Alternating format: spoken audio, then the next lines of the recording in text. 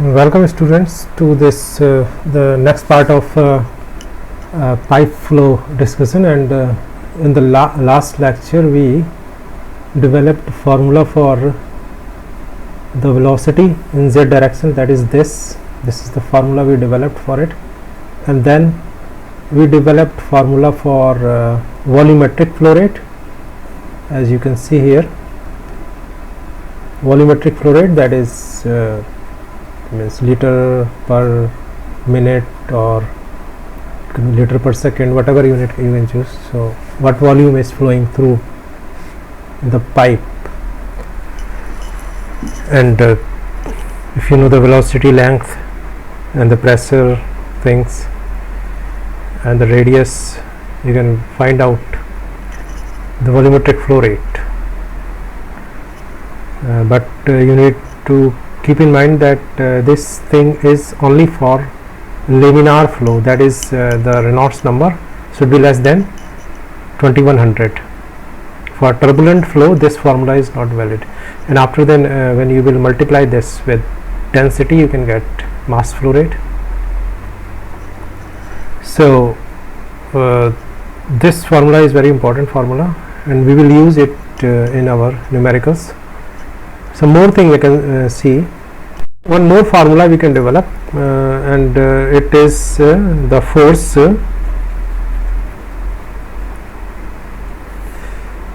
it is the force exerted by the fluid on the pipe. I mean this here you can see that in this pipe, this is the flow is in this direction, suppose. So this fluid, this liquid will exert a force on this wall here. There will be some force. Because of this force you need to fix this pipe here, otherwise the system will get damaged by the flow of the fluid. Because of the velocity of these molecules, they are exerting a force on this. So we can develop a formula. What is this force?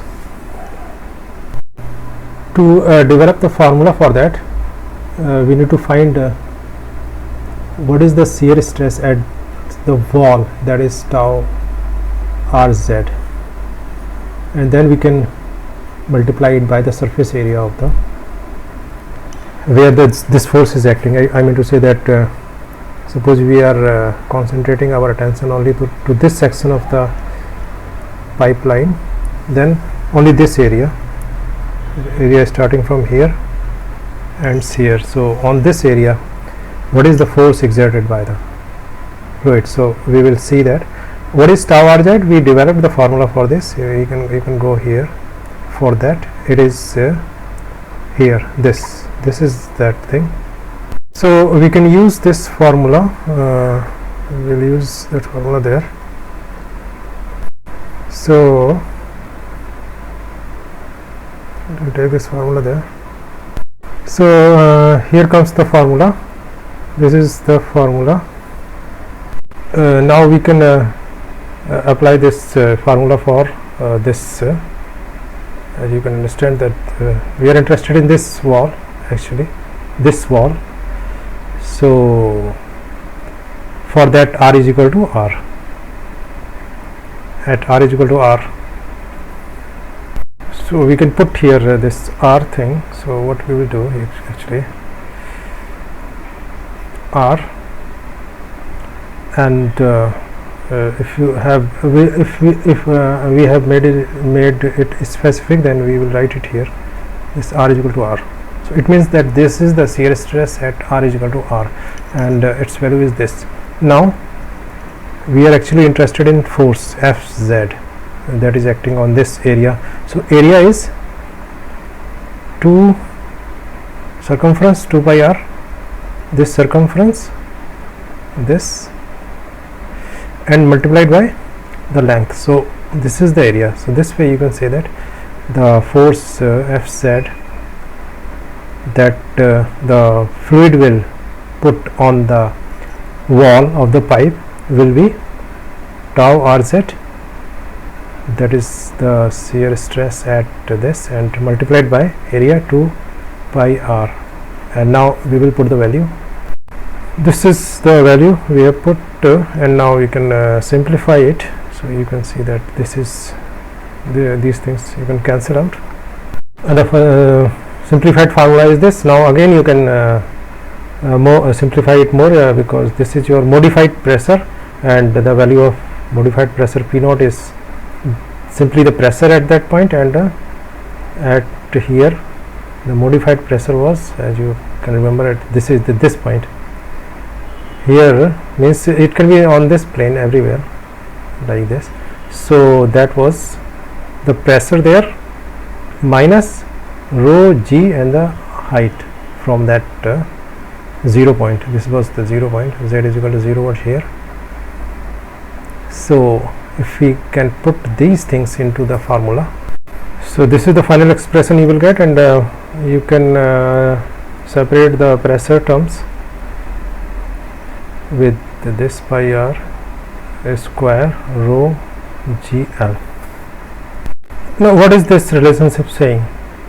I mean to say this is the viscous force, and it is equal to these forces. So if we can analyze this, so here you can see that the radius of this inside radius of the pipe is this, and length is L, and here the pressure is P naught, and here the pressure is PL, and the force because of the pressure on this segment, actually we are studying this segment only, so the force will be here pi r square into P naught. This is the force that is acting in the downward direction, and on this surface here is this pressure, so this force will act on this direction, as you know from fluid mechanics, because forces act this way on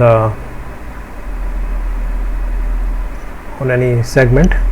So this is these are the pressure forces, and gravity force will also act. This is the gravity force, and it is equal to mg. M is rho into volume, and what is the volume? It is pi, volume of the cylinder, pi r square L into g. So now you can compare it, that this is the gravity force, and it is this, and this is your pressure force that is acting in this direction, and this is the pressure force this. So its resultant is acting in this direction. This is the resultant of the force. It is because of the pressure and the gravity. So what is balancing that force? The shear stress force is balancing that force, because this cell is stable actually. So the wall is putting a counter force on this volume of fluid that is contained in this cell, and it is actually Fz. Fluid is putting a force in this direction due to shear, but due to the reaction it is putting a force in the opposite direction, and this force is balanced by the force that is here of the liquid. So it gives you very much good insight into this problem, because all these things we developed through the help of cell momentum balance, and then finally when we analyzed it, that it is this kind of thing we can do by simply balancing the forces. Okay, now I come to some other important discussion about this. We will take this thing. This is very important equation. We will analyze this equation now. So we are taking this equation for our analysis.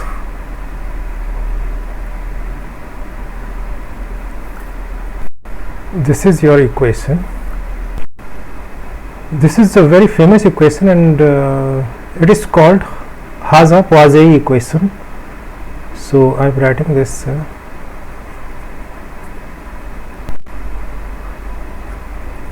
Haza-Poiseuille equation. It is pronounced like this. So what it is telling, actually it is telling you what is the mass flow rate through tube of radius r, length L, viscosity this, and modified pressure difference this. So we will discuss these things now. So we will apply this equation to some industrial problem. Here is this apparatus you can see here. This is actually called a capillary viscometer. This is your capillary. So this is the capillary that I mean. This is the capillary, and here these things you see. This is a simple manometer. Here you can find the pressure difference, and you can measure here the mass flow rate, length, and radius. All you can measure through the apparatus. So with the help of this apparatus you can find the viscosity of any fluid. So you can use this apparatus to know the viscosity of some unknown fluid, unknown liquid, and we will have numerical on that. So this is the numerical. Here you can see that glycerine has been given to you, and it is saying that glycerine at this temperature is flowing through a horizontal tube 1 meter long and inside diameter 1 centimeter. So this is your 1 meter long tube. Inside diameter is 1 centimeter, and if you measure the pressure drop here in this manometer, you will find that the pressure drop is 3 bar, or you can say 3 into 10 to the power 5 Pascal. And if you measure the flow rate, mass flow rate here, if you will measure the mass flow rate on this here, so you will see that it is equal to this gram per second, and density of the glycerine is this much, 1.261 gram per centimeter cube. So find the viscosity of glycerine. So let's see how to do this problem. Very simple problem. Now you can write the formula this way, that viscosity is this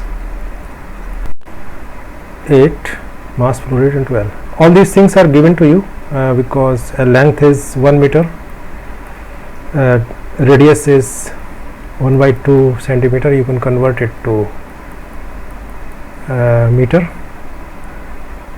In MKS unit you need to. So these are all values. Now we come to this thing, modified pressure P naught and modified pressure PL, and it is written as P naught minus whatever is the, means this kind of term is coming there. So if you are taking this horizontal tube, then you can say that your 0 point is this and the extreme point is at point 2, but you can see that actually these are gravity terms. But in this case no gravity is coming. I mean to say that if the tube is horizontal, then no gravity difference is there because they are at the same plane. So these terms will not so these terms will not come in here in the picture whenever there is gravity, actually gravity, because like this. So here the gravity is something else, here the gravity is something else. So whenever these kind of things are there, for example this is some inclined, then the gravity difference is there, but here what happens that it is at the same plane. So we will ignore these terms. These terms are 0 here. What we can do that we can remove these terms from here, and also this we can write it just PL. So it is nothing but now P naught minus PL is nothing but it is just pressure difference. So pressure difference is what? This is the pressure difference. This is this Pascal. This is the, so here at this place you will write the pressure difference in this place. So pressure difference you will write, and put all these values in here. So you will ultimately find the viscosity to be and its unit is Pascal second. So you can find this example in your book, and it is 2.31 example, and all the units I have converted to actually MKS unit. There they have given in foot pound units, so I have converted it. So, and there are many more things on this Hazen-Poiseuille equation. So all those things you can now, when the concept is so much clear to you, you can read that thing in your book. So thank you very much for this lecture.